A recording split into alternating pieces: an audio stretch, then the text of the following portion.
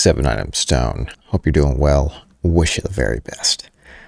So this past weekend, we just had one of the biggest weekends in Yu-Gi-Oh! Full arts, overframe cards, extended art cards, serialized cards are now being introduced to the trading card game, gaining a lot of attention. Good stuff. Just made a video about that previously. Check that out. But as far as core booster sets for Yu-Gi-Oh!, they've been struggling to sell. What is the desire in core sets other than the highly priced secret rares and ultra rares with boosted starlights? What else is there? Well, now we have serialized cards in overframe, extended art, full art cards. And now we have the first core booster sets that feature the overframe cards, Chaos Origins. Now, to figure out what cards are going to be in here, we got to look at the name of the set, Chaos Origins. A lot of chaos stuff. Let's read the copy by Konami, OCG. In the beginning, there was chaos. The first core booster set for fiscal year 2026 will be Chaos Origins, and it will go on sale April 25th, 2026. This pack contains overframe cards for many existing themes, and with this pack alone, you'll be able to build decks of brand new themes. Also, cards related to the Yu-Gi-Oh! Card game The Chronicles promotional animated shorts that are streaming to great review, as well as cards that buff existing popular past themes also appear. But as far as what this will be for us in the TCG, we gotta figure this out. Okay, Chaos Origins. What am I thinking of? You guessed it. Bitch, you guessed it. You was right. Chaos Emperor Dragon Envoy at the end, right? I mean, hey, hate to be cliche, Yu-Gi Boomer here, but I'm sorry. When I think of Chaos, I think of Chaos Emperor Dragon Envoy at the end. And also, BLS, Black Luster Soldier. Entering the BLS stuff here. Check this out. So, I don't know if you know this. Gaia the Fierce Knight enters the gates of chaos and becomes Black Luster Soldier. Epic lore right there. Now, I'm going with that. The Yu-Gi Boomer brain calls for that. Now, I can't ignore the high implications of ARC-V and Zexal stuff, right? Okay. And real quickly, Power of Chaos has been used in Yu-Gi-Oh! For a while, right? It's used in other franchises like Warhammer, okay? The idea of Power of Chaos, Chaos Power, it's pretty weird. Probably has some weird occultic, whack-ass satanic backgrounds, but they probably spin it into some positive stuff like the Power of Chaos, meaning harnessing fundamental disorder, unpredictability, and the change, representing forces that defy order, logic, and structure, but can also be a source of creation, evolution, and spiritual transformation, appearing in religion, God-controlling chaos, fiction, reality-bending powers, and spirituality, inner growth. It's about bringing new, often unpredictable outcomes by disrupting established patterns, whether through divine will, magic ability, or personal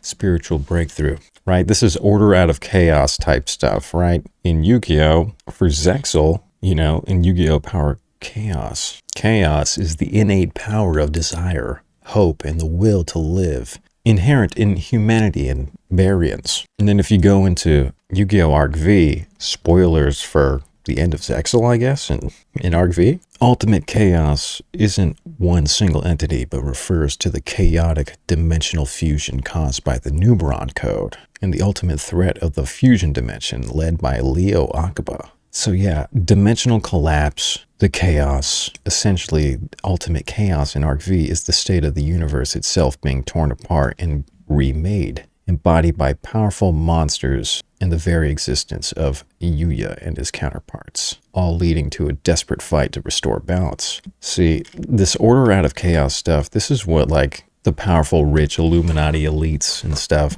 praise. They kind of twist it. They take things from religious texts and they make it into some epic, crazy stuff where people gotta die. And it's not nice, okay? But it is some deeply infused part of humanity that spreads into kids' anime cartoons about card games. So it's pretty epic. So my guess is what everybody else is, probably some ARC-V stuff, right? Maybe some more full art pendulums. As far as the serialized cards, this is huge. I was wondering when the first core set featuring these new Overframe cards would be. And here we are, the first core set of the fiscal 2026 year. Okay, Konami. This is brand new, right? The set just got announced for the OCG, so we're still trying to wonder what the pull rates will be for Rarity Collection 5. There's only going to be 10 Overframes in that set. We got about 18 featured for the OCG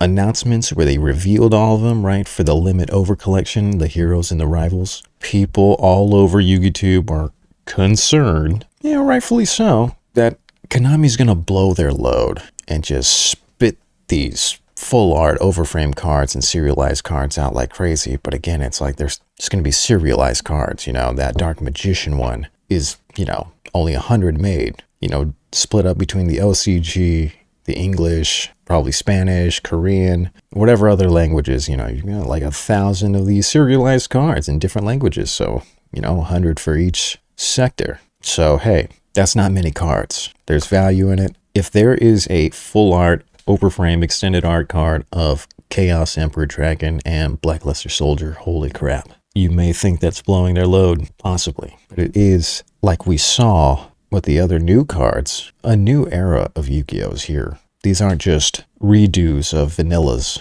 right? These aren't just reprints with Overframes. These are brand new cards for the most part for a lot of the serialized ones, a lot of new special cards. So yes, a lot of reprints that are just full arts now, but a lot of new cards with new effects. So hey, what else? Again, possible cards in here. There's some old school stuff like Chaos Lore Queen and stuff like that. These cards, Chaos Command and Chaos Sorcerer, all that stuff. But is there enough for a theme? Probably not. I mean, Blackluster Soldier's got a heavy theme going on there. You know, but a lot of the old school stuff, you know, got the Chaos engine here. Hey, anything is possible. As far as the serialized cards, I'm ready to see it. You know, I do want to see how the TCG handles it, if the foiling is going to come out clean, you know, but hey, the first set, Chaos Origins, Dark Magician of Chaos, right? D-Mock. That's why I put that on the thumbnail. He's there too. Okay, this could be like a Toon Chaos, you know, minus the tunes, but serialized cards included. This is nice. So, what do you think? Will Konami botch how they structure core sets now with the Overframes? Or will it boost sales and interest in Yu-Gi-Oh! TCG? Honestly, I don't care what anybody else says. I'm interested in seeing it. I'm interested in buying it. The cardboard looks shiny and nice. I appreciate the effort. It's about damn time. Konami, you've been slacking, but hey, I'll give you credit where it's due. But don't stop there. Again, like I said in my last video. Explore more with artwork and card design. Take a gold full art card. I don't care what anybody says. I'll take a gold one. Pokemon has a golden Charizard, so why not us? I'll take it. I'll take that golden Zard. I'll take the golden blue eyes. 7 items down. What do you think this set's going to be about? If it's not Chaos Emperor Dragon or BLS or whatever, then I can't really think of anything else other than the Arc V and the Zexal stuff, right? I mean, what else is there? Couldn't tell you. Thanks for watching. More videos on the way.